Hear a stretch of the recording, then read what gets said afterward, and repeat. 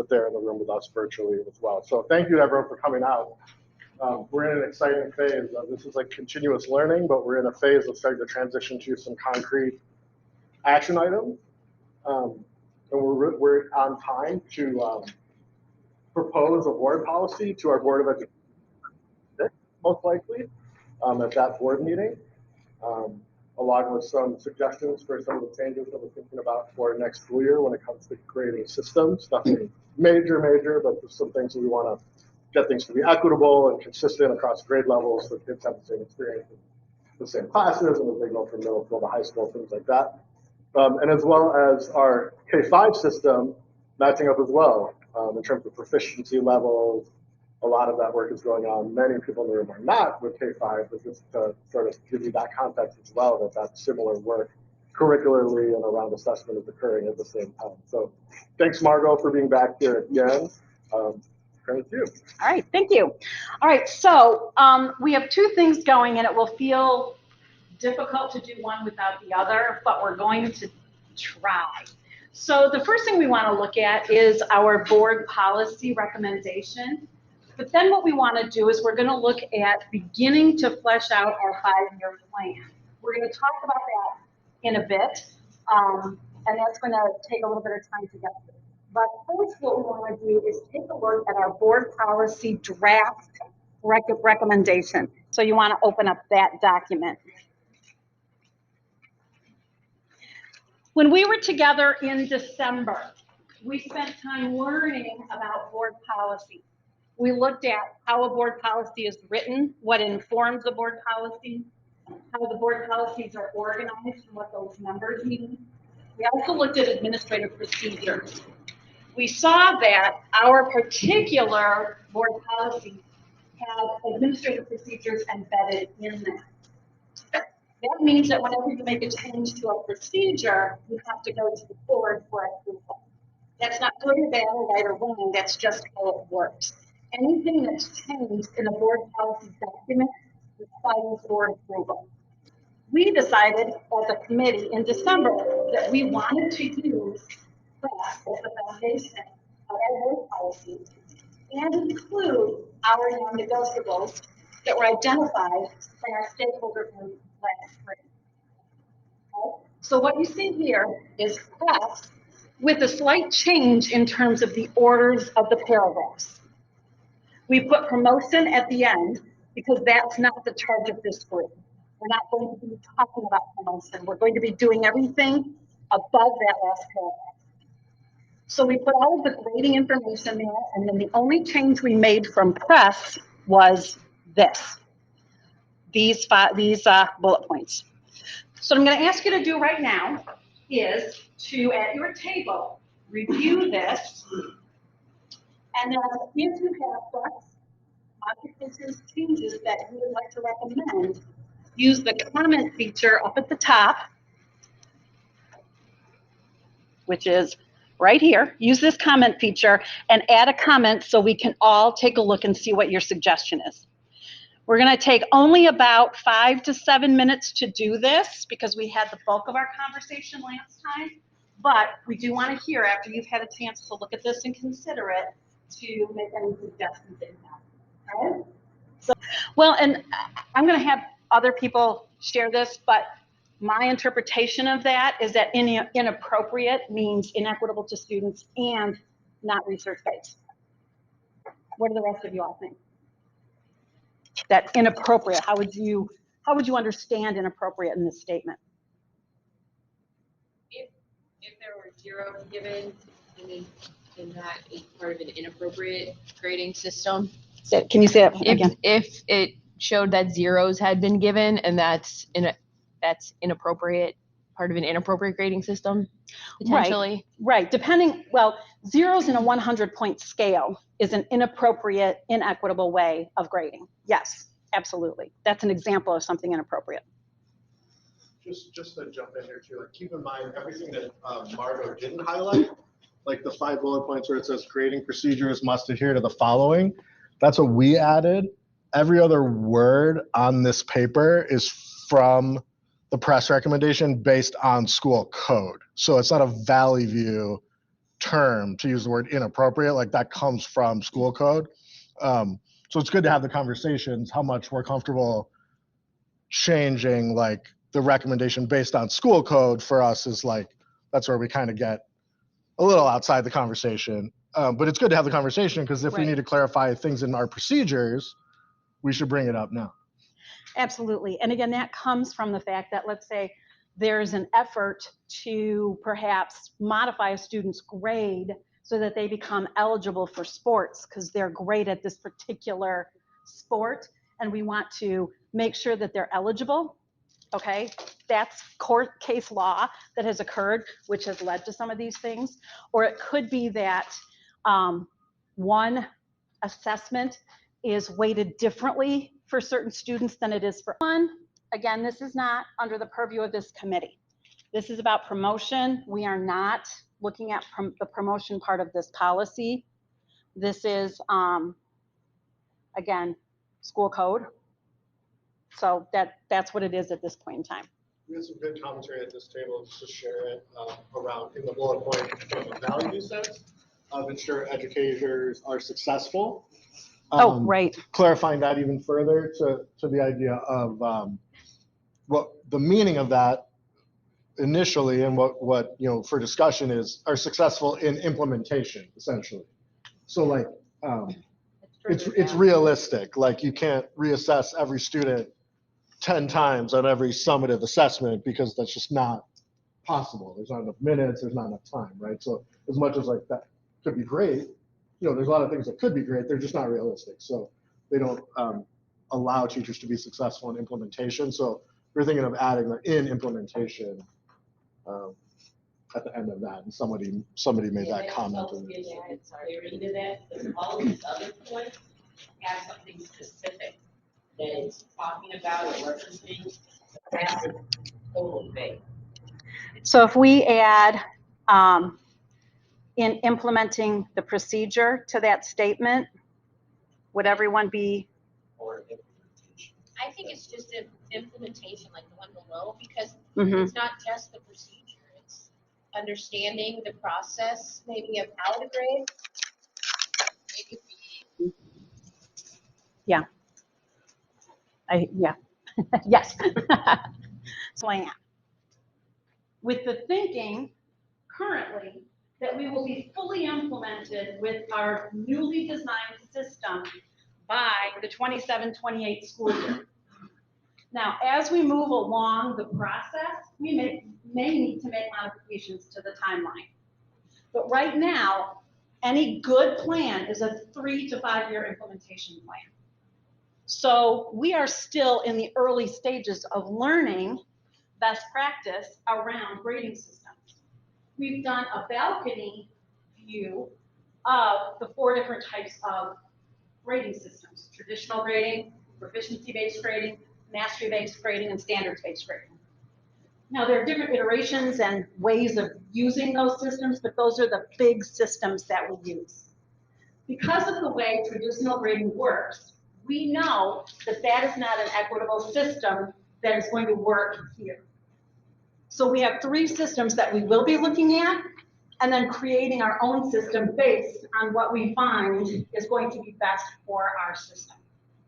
So as we build toward that, we're going to be doing work over the next 4 years to get to that fully implemented place. So what we've got in this first column are some random thoughts about changes we might make, good or bad. We may not agree with these. We may not like them. We may say, no way, we're not going to do that. What I want to point out, though, is at the bottom here, what you're going to see are a listing of different steps we're going to be taking over the next 4 years in order to get to a full system. Part of that is things like learning more details around our systems. Things like providing professional learning to our administrators, to our teachers. Those are all things that will be placed somewhere in our 4-year plan. It doesn't mean the plan itself will be in there. This will be when we're going to do different parts that are going to get us to our full plan. Make sense? Yes? Okay, so what we're going to do is take a look at what's listed here. So for example, there was a thought, perhaps we want to change the weight of how much our cumulative final exams weigh. There's a document in the folder that Christy Vehe had shared with us where she had surveyed neighboring systems around what they're doing for their grading system. When it came to finals, she said everyone she surveyed is at a different place, but the weighting of finals range from 0, we don't give finals, to a maximum of 25%. There's only one district that weights finals as 25%. Guess who? Everyone else hovers around that 15%, somewhere in that range. I'm not sure exactly the details on that. That's in that document. So there's a spot here that says cumulative final exams have a blank weight. That's why that's highlighted. We may not be ready to make a change on the weight of final exams next year, but it's here for consideration and discussion. The next thing is that we convened because of issues with 90-10. Does it make sense to just change the percentages to something different? That may or may not be something we want to consider. We may want to stay with 90-10, but know that we need to do a better job of identifying what's formative and what's not formative. Why do we do summative and formative with different weights? Some of that kind of thing. Build consistency between and among departments. That may be what we look at, because what we know from our reading and our research is that a summative grade should not include formative work. We know that from research. So when we make a decision about what next year looks like, we want to keep that in mind as we're looking at anything that we might change for 90-10, which could be nothing, or it could be something. That's what we'll want to look at. How many heads would explode if we said 95-5? I'm just kidding, I'm sorry. But that's part of what's on the table for us to consider, okay? Now, the other things that we included in here are things that came from some time that Adam and some other people spent with Infinite Campus to see what the grade book would allow. So some of the things that we talked about is that missing work would be identified as an M, and then just calculated at a certain percentage that we could define until it's replaced with something else. Or that if they have an M in a summative category, their grade calculates as incomplete until they're able to take that summative assessment. You see what I'm saying here? So then, Just disclaimer, that is not automatically possible. Just sorry to burst that oh, bubble. sorry. That would be the best of all worlds. Not that we can do a workaround. Mr. Daucha, who works elsewhere, has a workaround in a different system that we can investigate in campus where you can override the letter grade to put it in I, something to that effect. But just Thank you. Thank you. Yeah, these grading systems sometimes tie our hands in some ways around best practice, but there's usually a workaround. Then perhaps a statement that no grade lower than 50, 55, whatever we want it to be, can be put in the grade book for anything, summative or formative, and so on. So there's some suggestions here that aren't really suggestions, they're just considerations for you to think about as you're looking at what do we feel confident in our knowledge in changing for next year. Again, the thing we know that is indisputable is that formative and summative, I shouldn't say it's indisputable, it can be disputed all the time, but what we know from the research is that formative and summative should not be combined. A final grade should be based on summative work. So that is something that we want to make sure that we're working with and understanding those things when we make our decisions. Sound good? Making sense so far? So at your table, what we're going to do is take about 30 minutes, 25 to 30 minutes to have some discussions around this. And what I'd like you to do at your table is on this document, make your recommendations and suggestions. So what I'm going to ask you to do, and I'm going to tell you colors, is anything under here, you are going to put in, or under this one, that you want to add in, you're going to put in a color. So red, green, orange, blue,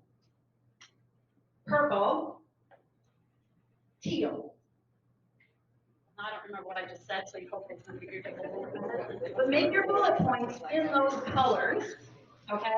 So that we know which belongs to which table, all right? Making sense so far? All right, let's get started, and we're gonna come back together about 10 till. I just wanted to share a question that I have for everyone. So what about at the high school level, taking finals only if you fail the course? That's what they did in my high school in Mexico City. If you fail the course, we will call them extraordinary tests. And those extraordinary tests, they're called like that because they're not the ordinary tests. They are extra. They're outside of your coursework. So once you finish the course, if you still didn't pass the class, then you have to go and take the final test. That's an idea. I've got some over here in the back.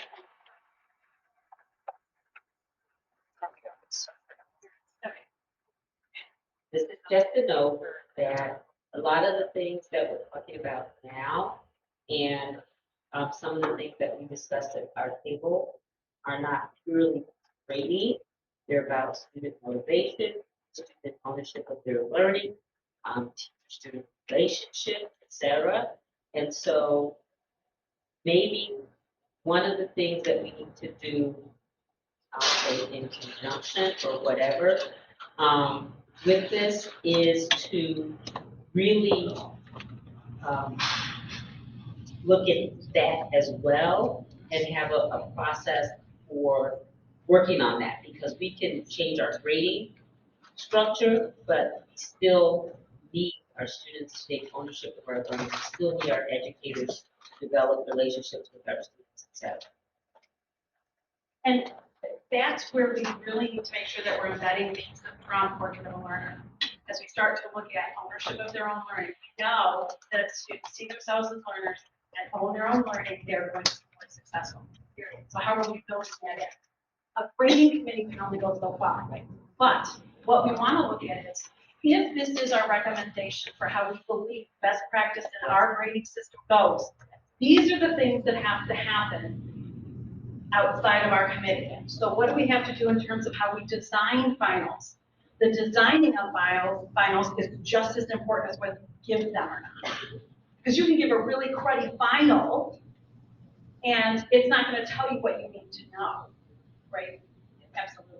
We're going to move on. I know there's a lot to think about there. How many of you feel like we are in a place right now to make a change to the weight of the final next year? I need to change it. Okay. Now, we don't have a number yet, we're not gonna do that. But it seems like the majority of us are thinking, we can change the weight. That doesn't change anything else, but instead of being 25%, we can change it to 20 or 15 or 10, whatever that's gonna be. So right now, we feel, not 100% yet, but we feel like we have something to address for next year. Let's talk about missing work. Which table wants to start talking about missing work? And how your suggestion for missing work? I heard several tables say, if there's only one thing we do next year, we need to address missing work. So who's got things to share? We talked over here, went kind of to the zero and what it means when a student does not have work. And he went, of course, to the grade book and what could we do? And really everyone here, it's not that anyone feels strongly about have to have a zero. It's more like we just don't have enough evidence. And so we want some kind of system, which we're trying to work out, that would show like you cannot move on until all of your required summatives are in, because we don't have evidence to moving on until we have that. But our discussion kind of went to a 0 to 4 Marzano kind of policy, where everyone here kind of agreed that that would make more sense than a 0, 100. And that's kind of where we went when we started with missing work, because then we went to the 0 and then we got. Thank you. So I just want to make sure I understood. You would suggest like a 0, 1, 2, 3, 4, like in a grade book? Is that? That's, yeah, kind of what the. Okay. Yeah. No, I Yeah. just want to make sure I understood and that we're, Yeah. you know. So that's all. just to clarify, gradebook programs are going to calculate using percentages, using a 0 to 100 scale. So what you would do is you would say, if someone gets a 0, we're going to default to X points or X percent. If they get a 1, we're going to default to this.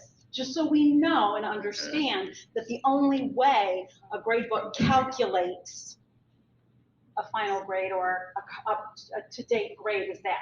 That's okay. If all they're seeing is a 0, 1, 2, 3, 4, that's going to communicate more clearly than a 0 out of 100. Just to point that out. Yeah. All right, somebody else, missing work. You guys were talking about missing work. Do you have anything you want to? You can read. Just like the ones that like on home.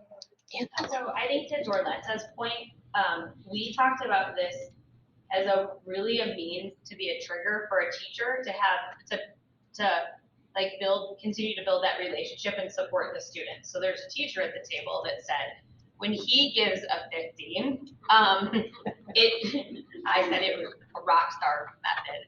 When he gives a 50, it triggers an email, I think, if I get it right, I'm not looking at him, to the parent. You need to get there, what's getting in the way, and really supporting. And so I think like that for me was awesome because it triggers that relationship and supporting the kid, which I think also builds on Dorletta's concept of getting a student invested, a student who's going to have a conversation with a teacher about, I got your back, how do we get this stuff all turned in? So his expectation is that stuff always gets turned in. And he said the majority of the time, so maybe that's not substantiated by a lot of data yet. The majority of the time, like kids do what they need to do, get them in, and then that grade goes up. That's what we talked about. Others?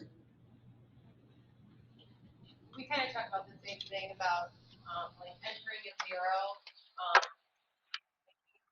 Got entering a 0 when I student saying like, oh, why did my grade drop? And he said exactly that for us to figure out when you're gonna redo your test or redo your assignment. Because that way it builds that relationship and it actually gets done versus leaving it with nothing. They don't see the change or they don't get it. And then the conversation is Along with the thoughts of the eye, we also need something that for students who are missing multiple assignments over multiple years because they're not in school, because we don't have anything currently tracking that. And then I also, like, especially in middle and high school, have a trigger, like the counselors to be aware too, to keep the system, everybody working together to keep the student and help the student be more successful. I think that we really need something that accounts for that. We started that conversation a little bit. I feel like that the kids that are true, like, these kids that are not showing up, that's not what this is talking to, right? It's speaking to the kids who are coming to school every day. And that, like, because I agree with you, I think something has to be different, a trigger for those kids who are just not coming at all. But like we talked about these, am I saying it? Like, these are the kids that are coming to school, they're showing up, but not producing. Like, those are the ones you'd be able to push. At this point, how many of you think that we should address missing work by putting some symbol in the grade book that then interrupts the calculation of a final grade? How many of you agree that that's something we should put in place next year? How many of you aren't sure we're ready for that yet? Sure. that Yep. does interrupt the grade. That will somehow affect the calculation of a summative grade. You're talking about summatives, not formatives. Any missing work at all? Would high school be willing to consider changing that 0 to a 50? I don't think all teachers would say yes. Not all teachers, just your opinion. Oh, yeah. Middle school had But to. that's a different. If we went for all teacher consensus, we may as well go home. That's not gonna happen. Again, we're looking Give at some 6-12 consistency. We're looking at, if it's formative, then it's not going to have a huge impact on the grade. If it's summative, then we have to look at what that looks like too. Are we ready to address missing work in a consistent way next year? Yes. Yeah. that's a good place to start at the high school. I know. I think that's a good place to start, is looking at missing work and looking at 0%, 50% for the formative and the summative. Because I feel like the teachers and the students, that's what they're most comfortable with, they understand the most, they have the most experience with, and I think that's a good place to start. If the ultimate goal is eventually to get to a standard-based something, I think this is where you begin that conversation. So I think it's a good place to start. I don't know where we're gonna fall. I think at high school, I mean, I think we're kind of all over the place, right? I mean, some of us are already there, others of us are definitely not, and some of us are kind of in the middle. I think just sort of waiting for that conversation to happen, to make their decision. Just real quickly, just one of the things that's come up over and over again is inconsistent application of current expectations.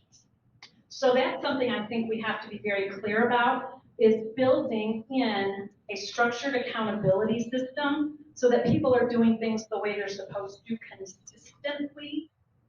And then we can figure out the next steps from there too. And it needs to be something that as we get newer teachers in, like, that they can implement this without, like an entire course or something. Because a lot of the newer teachers, like, it may be something they want to group like teacher, but yeah, so when you do something that's clear, that they can pick up right away, and it's consistent. Yes.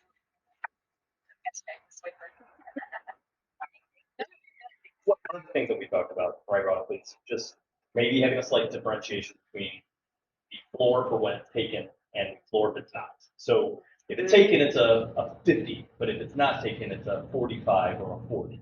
Not saying that it's a drastic difference, but that then there is some difference between the two, because I do have students who will struggle, who will get a 45 on a test and may not want to take the next test because they think, well, that's as good as I'm going to get. So then why should I even attempt the next test or the test that I'm going to take? So, definitely not a 0, but is there a way to differentiate the two somehow that gives it a little? You're meaning like the student was in class and they took the test and they did not show very much mastery, Yes. maybe is a 55, I'm just using a number, but if I flat out didn't show up at all, then it's a 50, like some differentiation between Yeah, so those you have a two. 4 for what they Aren't we take. doing that? I'm not sure. Not all. 50 and 55? If we go to that 0 to 4 situation, which we may or may not be ready for next year, that then could be the M and the 0, meaning, just looking at zeros, but I don't. Okay. know. This thing is a 50. All right, we're gonna stop on this one. We've only got a few minutes left. The last thing I want to address is 90-10. So we're gonna do a show of hands first. How many of you think we should change the percentage of 90-10? Period or next year? Direction. For next year. Either General? direction. How many of you want For to next change year, 90-10 no. next year? Okay, so there's a handful of you. Let's talk about what you'd like it to look like for next year. Your hand is up and you were close. I would suggest 100 0.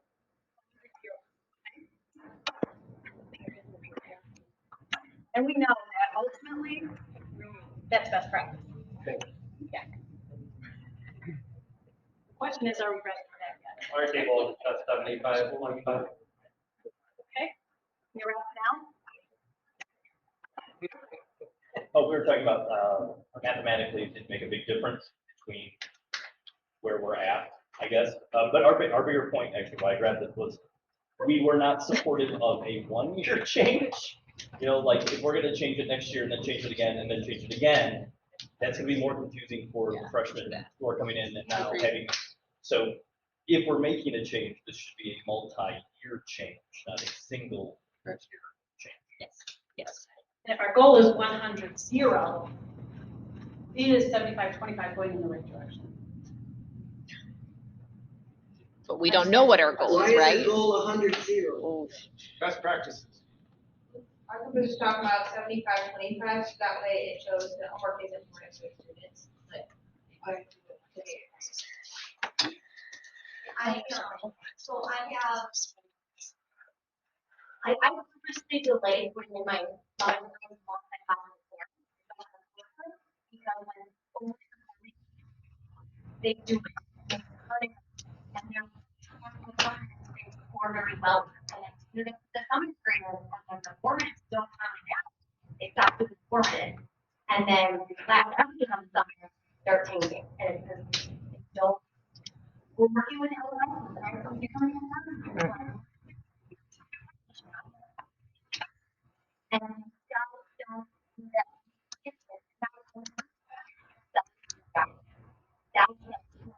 Well, here's my students, that's the average. They don't do the down, they don't do it, not doing, not looking down. And a consideration is that if we look at not eliminating reporting formative scores, formative grades, whatever you want to call it, and making that separate, that 75-25 isn't the wrong direction.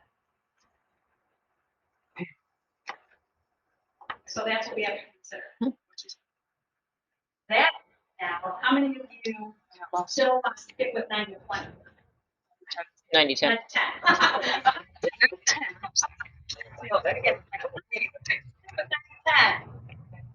For next year.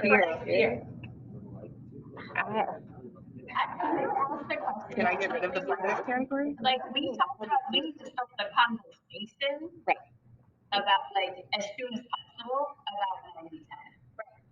Okay. Which is different than do we want to keep it, like, right? Yes, yes.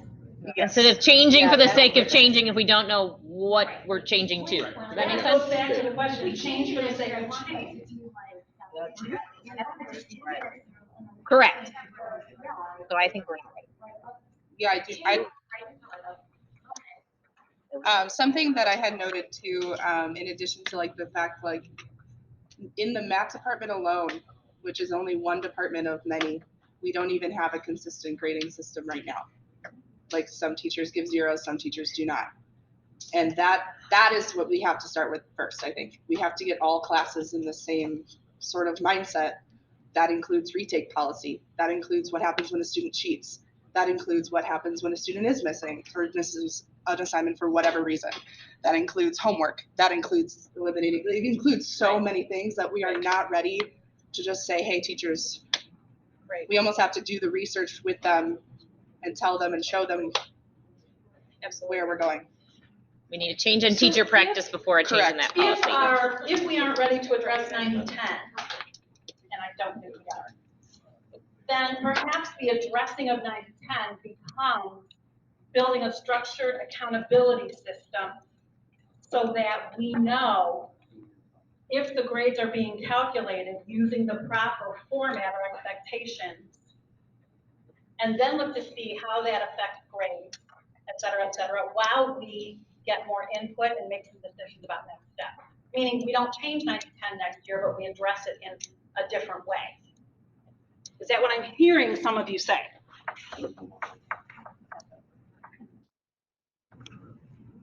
I think we need to address it next year. I think we've had it long enough. So when you just said, paraphrase, but a system of accountability or et cetera, how difficult is that? What does that mean? My impression, and please correct me if I am wrong, is the reason that we have inconsistency is because kids are allowed to be consistent. That we're not forcing it. Yep, that's the point. Yeah.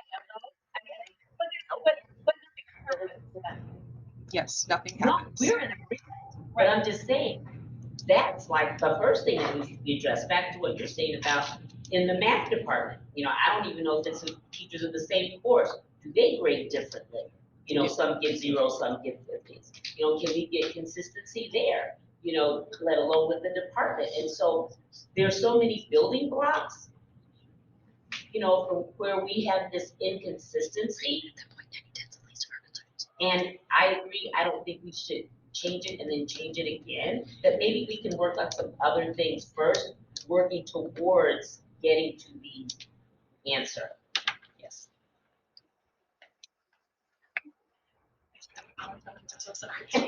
That's all All right, we are almost out of time. So what I'm gonna do is, we know that we're going to address missing work. Right, exactly. We know that we want to address, the weight of the final, and that we still have more to talk about with 9 and 10. So we will move forward with this at our next meeting. I know that there's some things, and when our planning committee gets together, we'll talk about what that looks like, for recommendation at the board, because we won't be here before that. But that's the first read, so there's still time to move forward before the final read. And so, we'll move forward with that. So if, and I know this is a really hard thing, but if you can, talk to colleagues and get some input from colleagues, that would really help. If you look at there's a slide deck that I haven't started using yet, but there's a slide deck in our folder, and the last 3 slides include comments from our assistants from last time. And pervasively, we're hearing that we're just not getting them understanding that.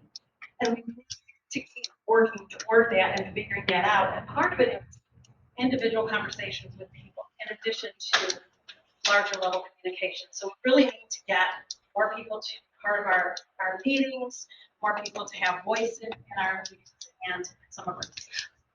Adam, do you have anything you want to say before we wrap up? So I think the last thing would be, just to keep in perspective too, we've collected a lot of voice tonight. We've also collected a lot of voice though, from students and from parents as well, that isn't as represented here. Some of those comments have been represented here, not so much the consensus, but just want to throw that context out there that our charge is something that works for every stakeholder. And so that it would need to be part of our consideration in terms of the pace of the work, in terms of compromises we have to make so that people understand like the root why of the work versus like get upset about it and disengage with the work. Just wanted to throw that out there given the conversation. But I appreciate this group is, as always, fantastic, just being transparent, having like respectful dialogue, being able to bring so many different voices and different perspectives, always based on like research. One thing I'd really like to highlight is just all of you that spoke in terms of what our kids can do from like an asset-based mindset. I think that going away from this, that's kind of my takeaway. You know, the vast majority of our kids want to do very well and do very well, and we set high expectations for them and believe that they can. And so, you know, I know everyone in this room feels that way, which is why, you know, you would work here and believe in the kids you work with. And so that energy being in this room is just very appreciated because we are going to want to make decisions in an asset-based mindset. Of course, we're always going to have students where there's more challenges, staff members where there's more challenges that requires like intervention and support. But the vast majority of our teachers, the vast majority of our students are very high performing and we set high expectations. So I think we can make decisions through that lens. And we're lucky for that, you know, that we're in a place where we have the adults and the kids that can perform at that high of a level. We can have that conversation. So thank you for coming again in an evening. Really appreciate it. Feel free if there's any like lasting thoughts you want to reach out, send me an email directly, just things that you processed afterwards. Please feel free no matter which side of any of these conversations you fall on. The more info, the better. And there is an exit ticket link on our agenda. We do look at those, we do read those. So if you go down to the bottom here where it says exit ticket, that's the link. If you can't get to it tonight, you can do that tomorrow. But if you could fill this out sometime in the next day or so, that would be really helpful. Because we do look at everything that comes from that, all of the recommendations that you make. All right, thank you.